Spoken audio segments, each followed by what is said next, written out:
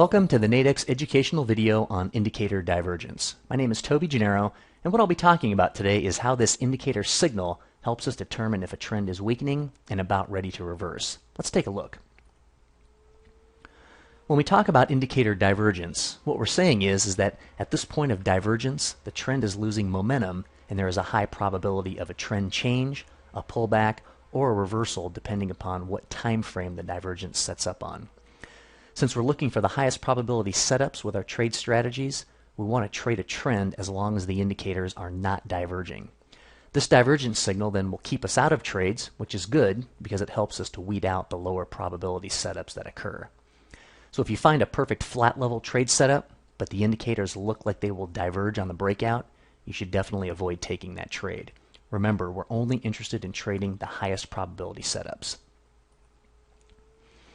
This is what bullish divergence will look like on your charts. In the anatomy example on the left, we can see that as price continues to make lower highs and lower lows, we can see that the indicator is doing just the opposite. It's beginning to make higher lows and higher highs. So all we're doing here is making a direct comparison between the extremes in price, the lows, and the extremes in the indicator. When we connect the extremes in both price and indicator trends, we can clearly see that the trend lines are diverging or opposing each other.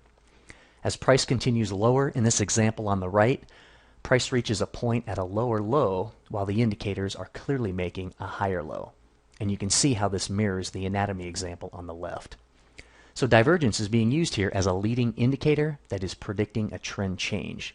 After this divergence sets up, now you can see the price action making its first higher low and then followed by a higher high, which signals us to the actual trend change.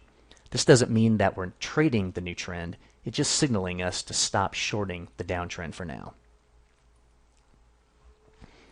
An example here of bearish divergence. In this chart example, we can clearly see that price is trending up and it puts in a higher high with a large candle there at the top. Overextension of the moving averages along with a lower high on the indicators and a diverging chart structure. This is a good example of where we'd be trading with the trend higher and looking at this opposing signal to take our final profit. Even though we are anticipating a pullback or a trend change, we are not trading this trend change from the short side since we are trading strong trends only with these two strategies.